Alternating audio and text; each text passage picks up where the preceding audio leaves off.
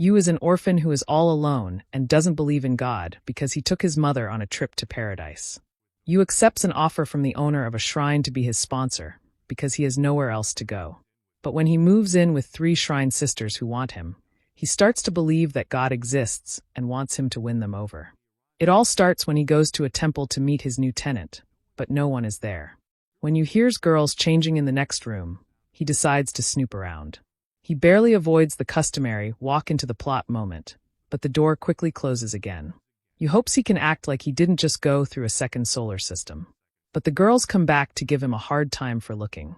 Yu eventually tells the girls that they are shrine maidens and that he is expected to move in with them. The older sister won't believe that a creepy guy is going to stay with them, so Yu asks the priest to show her. Sadly, their grandpa won't be back until the next day. Then the girls tell each other who they are. Asahi is the youngest sister who secretly wants her yard to be very fast. Yua is the eldest sister who sounds like she's always on acid. And Ya is going to be a successful Karen. Yu is glad they're all strange, so he doesn't have to act nice to them. He just cares about the pages of his book. Yua reluctantly tells him to behave himself if he wants to eat dinner later. Wai says he cleaned up for Yu's sake and shows him to his room. But as she opens the door to the closet that is too full, Yu runs to prevent her from being hit by trash. Yua comes in to check on them and sees Yu getting buried under Ya's golden globes. This makes her let the beast out. Yu goes back to studying later when Asahi shows in and recommends they get to know each other better. Asahi is worried that his pants don't fit well when Yu says she doesn't want to be with him. Then she begins to search through his bags for proof that he can pick it up at night. Yu tries to stop her, but he slips on some shorts and falls square on top of her. Yua walks in to check on them and sees that Yu's bolt is too close to Asahi's nut. She then turns into Godzilla. Yu still has trouble studying later, so he decides to take a break to go to the bathroom. He goes to check on who's still up when he sees the light on in one of the rooms. He discovers Ya lying on the floor. He gets her a blanket so she doesn't get sick, but Ya wakes up at the wrong time and thinks he's up to no good. She goes crazy, and the other sisters walk in on them doing body twisters. They lock the door to keep their sanity, but Yu attempts to explain that he likes his hand better than girls, which makes Yua throw salt on his evil. Later, they all sit down together, and Yu asks Ya why he was up so late. He sees the papers on the table and asks the girls what they are. They tell him that they are omamori charms. Ya says she had to do it alone so that Yu's jizz-stained hands wouldn't touch them, which makes you wonder why she would go to such lengths if it doesn't make any money. At that point, the girls start to take the crimson strings out of their hair and say that shrine maidens help individuals who need help connect with the gods. After that, they pray with the crimson rope around their hands. Yu asks if they need the string, and they tell him that their mother left it behind. The ties still let them feel close to their mother, even if she is no longer with them. Yua asks Yu why he was up so late, and he claims he was studying like he always does. The girls are shocked that he didn't just want to kill himself by wanking when he says he wants to go to a famous medical school.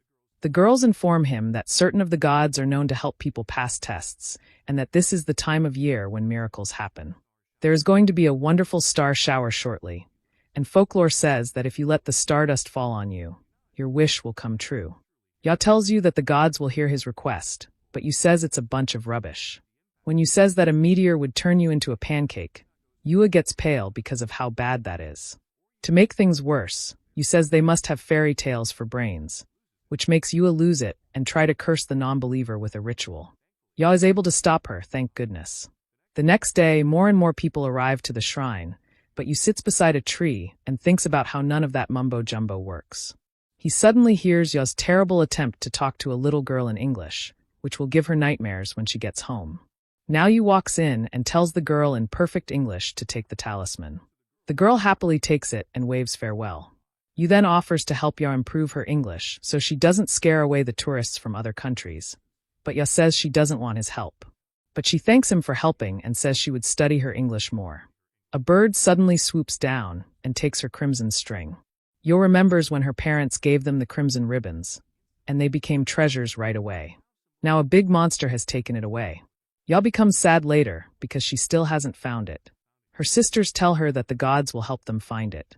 Later, Yu suddenly interrupts and tells them off for leaving everything up to the gods.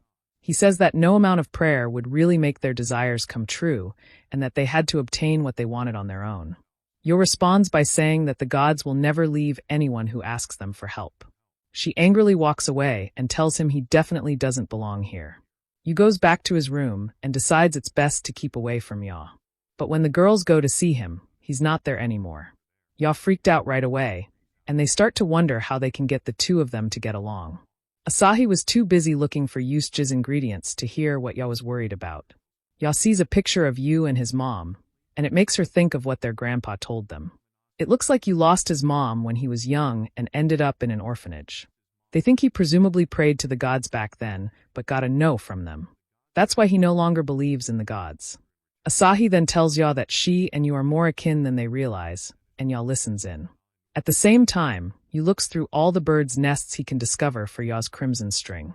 He chooses to try again in the morning after failing, but then he remembers the girls praying and decides to give it a shot. At the same time, Ya is looking for Yu everywhere. When she sees him praying for her to find her treasure, Ya joins him and praises his prayer. Yu says he's sorry for being disrespectful before, and Ya says he's sorry too. She informs him that he can dwell at the shrine because he shows some respect for the gods until she sees his dirty hands. At that moment, the girls arrive up, happy to see them, but Asahi is sure they were secretly humping. They go back to the house together and agree that if a miracle happens, they will be able to find the red string.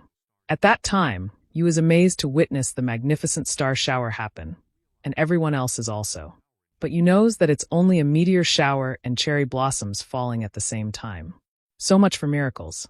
The girls want to know how long the stick-up will last, and whether what they see in front of them isn't as stunning as a miracle.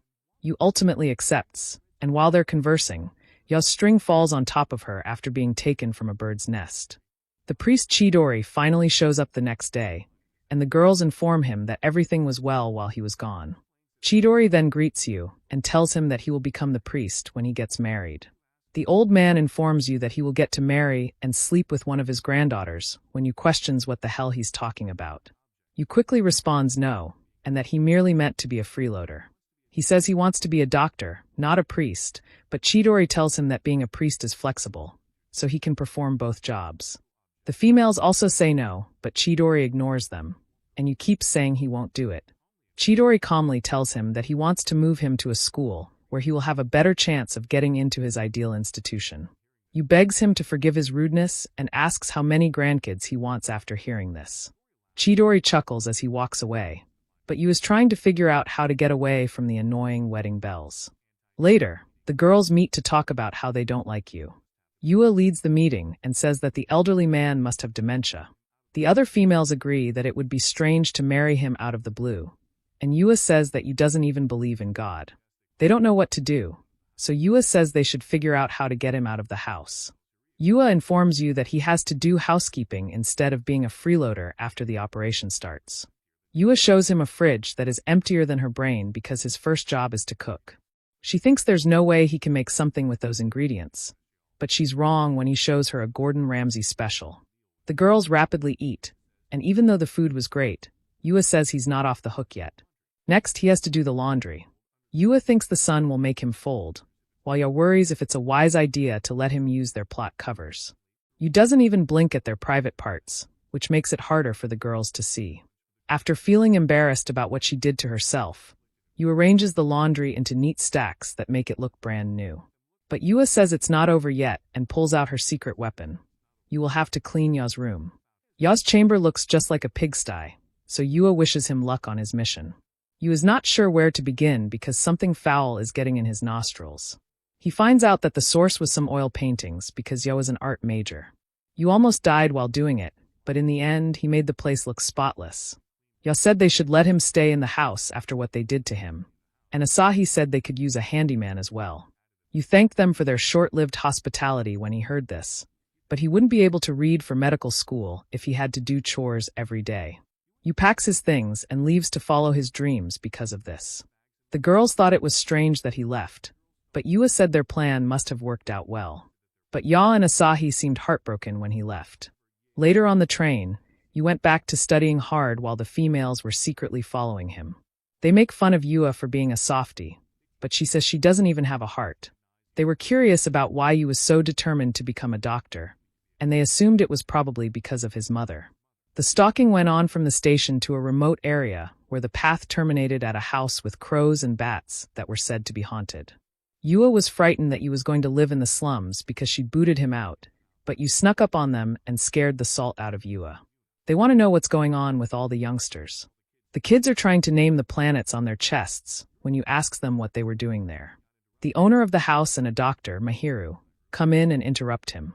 They go inside, and Mahiru tells them that she is in charge of the orphanage called Miracle Garden. She tells the girls that they are too gorgeous to be used future spouses and thanks them for taking him in. She tells them that you has some nice traits and makes fun of him for wanting to be a doctor because of her. Before she can say what he does at night, you stops her and says he won't go back to the shrine or marry them. Mahiru instantly covers his lips and warns him, reminding him of the rope she pulled to get him a foster home. Another girl named Shirue comes out as the youngsters run up to you to show him their paper cranes. You is curious about why she's there, but she replies she was only visiting. You tells the girls that she is a childhood acquaintance who used to live there too. Asahi thinks you is the reason she dresses like a boy, but Yua advises her to stop. A boy shows the girls his paper crane and claims it's for his mom. Swar said that they also help parents who are sick and can't take care of their kids. They were constructing paper cranes on strings to send to them for that reason. You says it's a waste of time, but the girls believe it's a brilliant idea. Yuna tells him he's mistaken and urges the youngsters to disregard the buzzkill while they help them with their cranes. After a while, the girls train wreck. Ya's crane was doing too much, Yuna's was too slow, and Asahi's was too fat. The youngsters come over and tell you that the females were a waste of 2 planets. Then they urge him to help them instead. You couldn't say no to their requests and helped them make 1,000 paper cranes. The girls were amazed at how good he was, but you was upset that he had to spend so much time with screaming kids. But when he heard a boy ask if the crane would really help his mom get sick, it brought back a memory from his past. He took the paper crane and gave it to the youngster, telling him that the physicians would do their best when they saw the charms. The youngster felt better right away. Mahiru strolled in and told the girls that you was really skilled at making paper cranes since he made thousands of them for his mom. That's why he knows the youngsters the best. The girls figured out that you wants to be a doctor because of the kids. Shura then said that you has always been there for them when they were unhappy or worried. Mahiru then called the females over and urged them to look after you. Later, the girls kept playing outside with the kids as Mahiru told you that he had won 3 shrine ladies. But you was upset that parents wanted him to do all the duties, which made it hard for him to study at all. Mahiru noted that you has always been able to achieve a lot with his hands, but his mouth has had a hard time keeping up.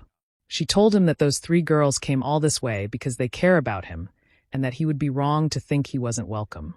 She then told him about how he used to want to help her with all the housework and taking care of the kids when he was a kid. He had heard Mahiru say that she was happy to do everything herself. You grinned and said she wouldn't complain anymore, even if it meant doing everything the same way she did. Mahiru said yes and wished him luck. Later, the girls made fun of you for liking Mahiru, but he urged them to shut up and said that he owes her his life. He then said he was sorry for being selfish and leaving the house like that. He said he would do any housework they needed him to do. Yuna reminded him that if they did that, they would get lazy, so they all said they would help because they are now family. He was happy to help, but the females showed out to be terrible at cleaning. In less than a day, his room was back to how it was before. Asahi didn't get how to use a laundry line, and Yuna could see paint dry faster than she could make dinner. You knew that the 3 airheads had no chance. At that moment, Chidori came in and told you that he was delighted he was finally acting like a successor. You still wanted to do something about the marriage part later, though. Chidori then told him that he should conduct a formal marriage interview with each of his granddaughters to strengthen their relationships. A few days later, Chidori arrived to get you for his first marriage interview. You thought the sisters were just as uninterested as he was until he witnessed Asahi do her part too perfectly. When Chidori said the interview was starting, Asahi told you that he would have to spend the day with her.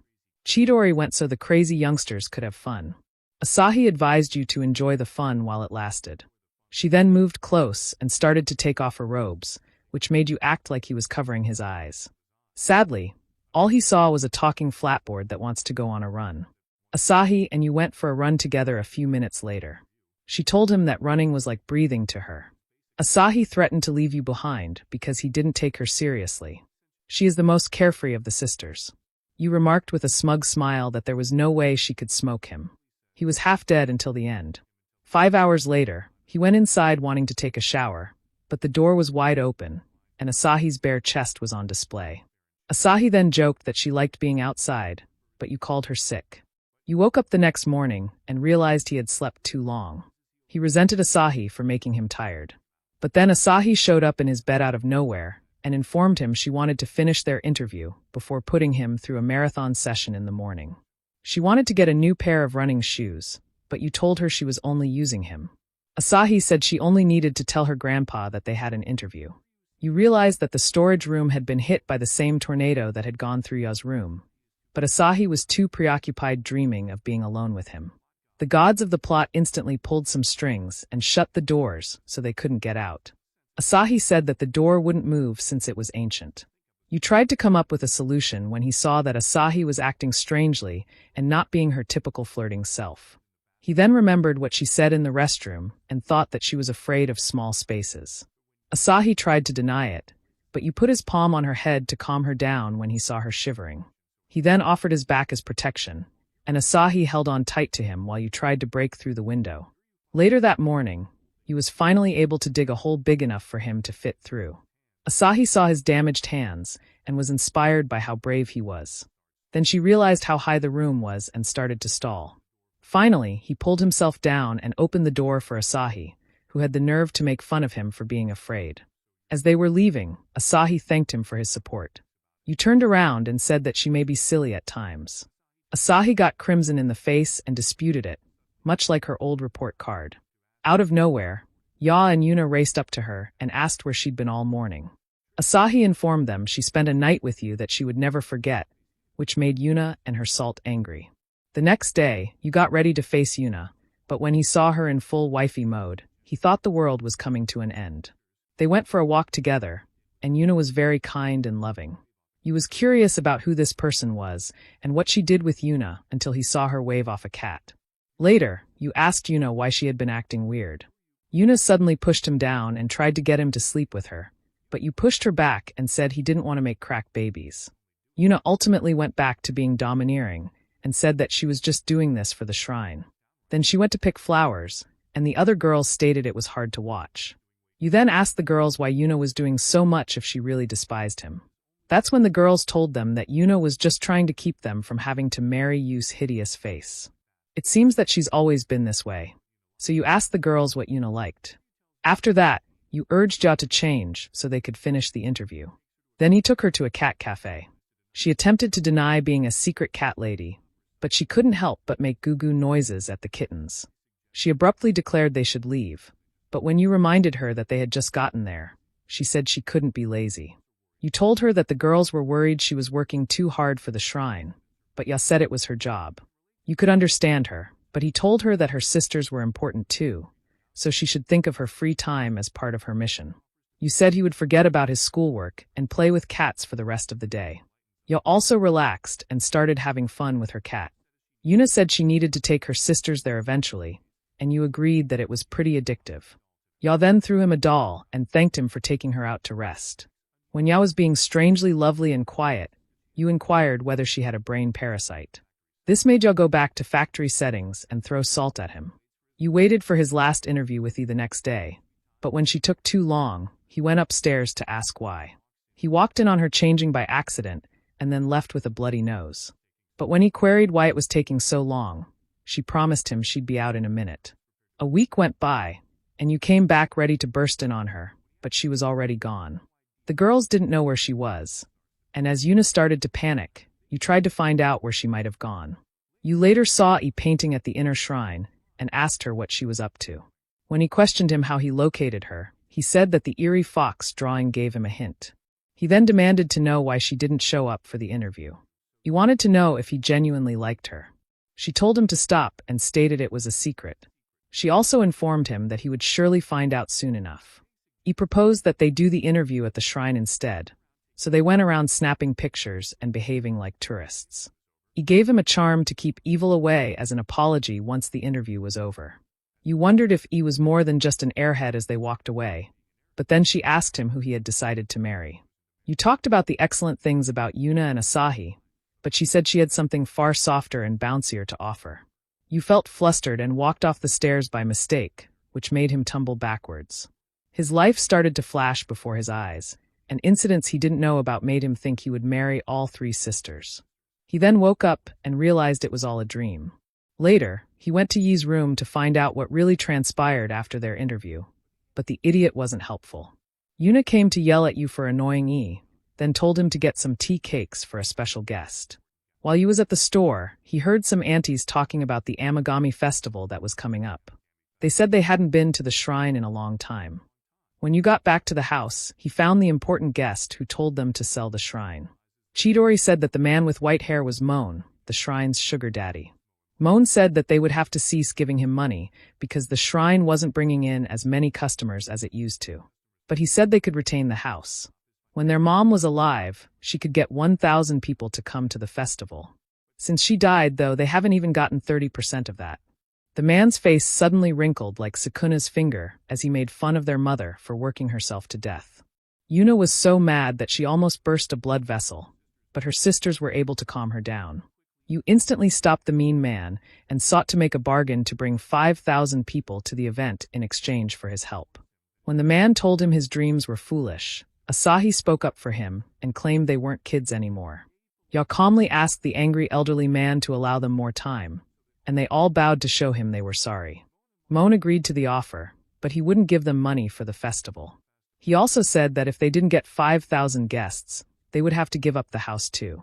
You was shocked to hear the females agree to the stipulations after hearing this, with Chidori fully supporting them.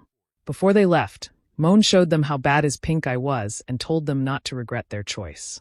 Yuna yelled at you for making the devil's younger brother angry, so the females tried to come up with a strategy to do it when they saw that you was gone. They discover him going through the old festival records and agree that they might be able to do it with his help. The next day, you tells the girls that there are fewer stalls at the festival, and he looks like he's one eye bag away from turning into a zombie. The girls say that once their mom died, they stopped talking to the stall owners, and Chidori was too busy taking care of them to keep up. But the girls say they are now old enough to organize the festival on their own. You says that plan B is to use social media to gain people's attention. Yuna tells him that they are experts at using the internet. Their initial poster was terrible, so you offers that they be the females for the campaign. Asahi makes fun of him because he doesn't think they're cute, but you isn't afraid to say that he does.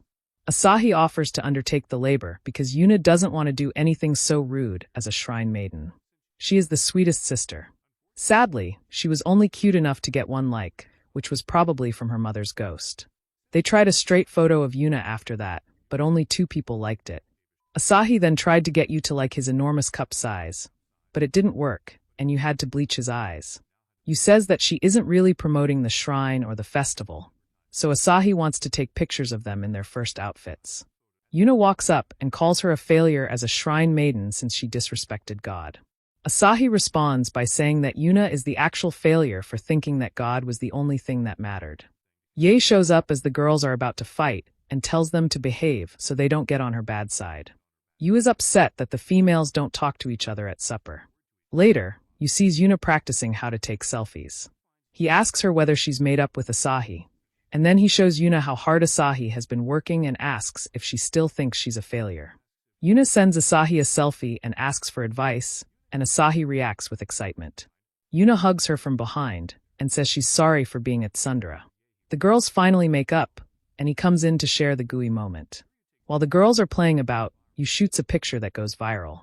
They keep making TikTok videos of the shrine after that, and they do just as well.